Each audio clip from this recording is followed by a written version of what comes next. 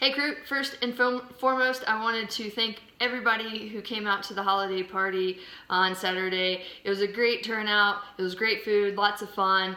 Special thanks to Jeff and Alyssa for opening up their home to us and then letting the party go in several hours after the time cap. So, a lot of fun. Thank you guys for being there. Definitely felt the love from everybody last night.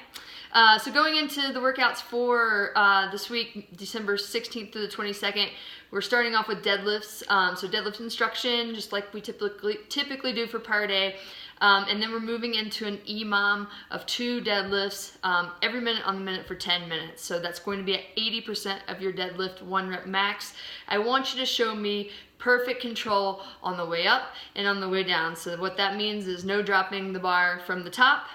If you have to drop it for safety reasons, by all means do so, but don't just simply drop it because you're tired or lazy or any of those reasons. With the deadlift 2 reps, I don't want them touch and go.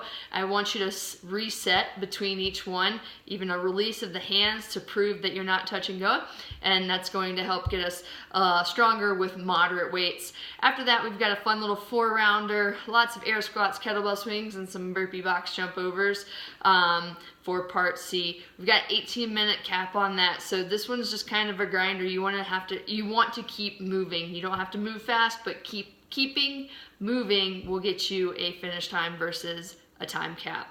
Tuesday, we're going over some snatch work. So we've got snatch pull plus power snatch plus overhead squat. So we're going over some of the components of the snatch, hopefully get you a little bit more comfortable with that really difficult move. And then you'll spend part B strength work working on those and building it up in weight. And then we've got an AMRAP for part C on Tuesday, which includes 10 power snatches and then 10 overhead lunges. And that's based on a percentage of the weight that you did in part B. So the weight's going to be perfect for you based on what you did in part B. So with those overhead lunges, you absolutely don't want to have to set that bar down in that set of 10 because that just adds another power snatch to your workout. So consider that when you're picking your weight.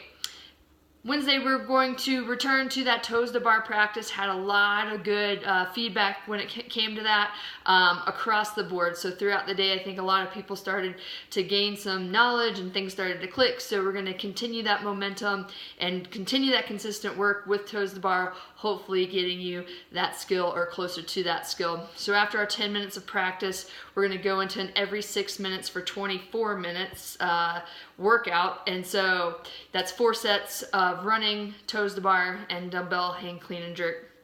So with the weather, it's supposed to be, as of today, supposed to be the nicest on Wednesday. If it's icy or just crappy situation, we can absolutely adjust that to not running, to rowing or biking or something like that.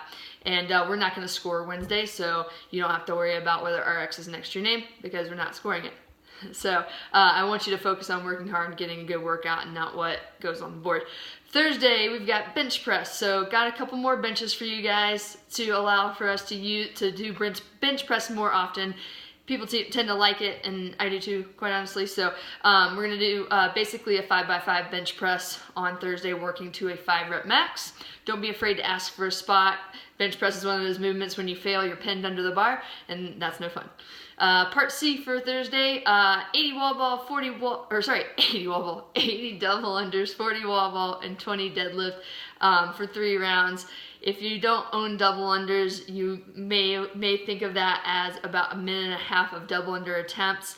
And then with that deadlift weight, it should be something that you can do in 2 sets, maybe 2 sets of 10 or 12 and 8 if you like descending reps. But those 20 deadlifts should be relatively manageable, and you should be getting those reps, not doing singles, and by all means, not breaking up too much or you'll get capped again on Thursday. Friday, another Monster Mash is in the books, so not quite hitting the 12 days of Christmas just yet.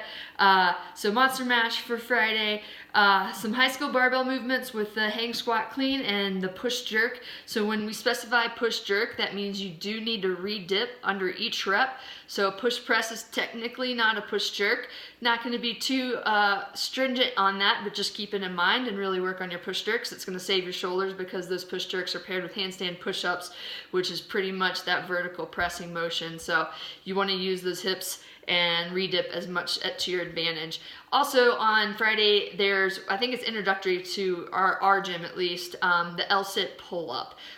Really challenging move. It's funny because Main Site put one of their workouts of the day, I think last week, maybe 2 weeks ago, was 100 L-sit pull-ups for time.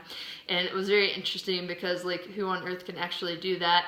And their response, as always, is it's infinitely scalable. So maybe you do 20, maybe you do 30. Anyway, L-sit pull-up. If you can do a few, great. If you can't, we're gonna stick with a strict movement there. So strict pull-up is a scale down from the L-sit pull-up, and then we'll go banded strict and then ring rows.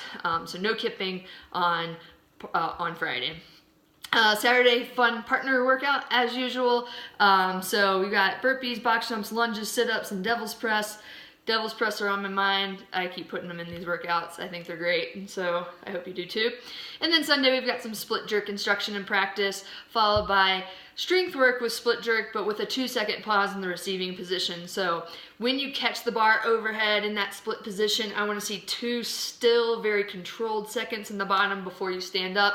That's really going to help you like hammer in that overhead position, that receiving position, so that sticking point, make sure that core is nice and tight, and it's really going to bring that home, hopefully help your split jerk out. And then for part C on Sunday, we have Tabata intervals of 4 different movements. So we have Tabata back squats, that bar's from the floor. You can thank Allie Hinner Jarvis for that from Saturday.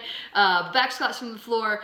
I encourage you to just keep that bar on your back throughout the 8 intervals, and then once you're done, you're resting a minute and doing hollow hold, and then you're going to go 8 intervals on the hollow hold, rest a minute, 8 intervals on ring rows, rest a minute, and 8 intervals on the row erg. So yep, that's the week. I hope you guys enjoy it and get to the gym, even though we're getting closer and closer to Christmas. You guys, attendance has been great, so keep it up.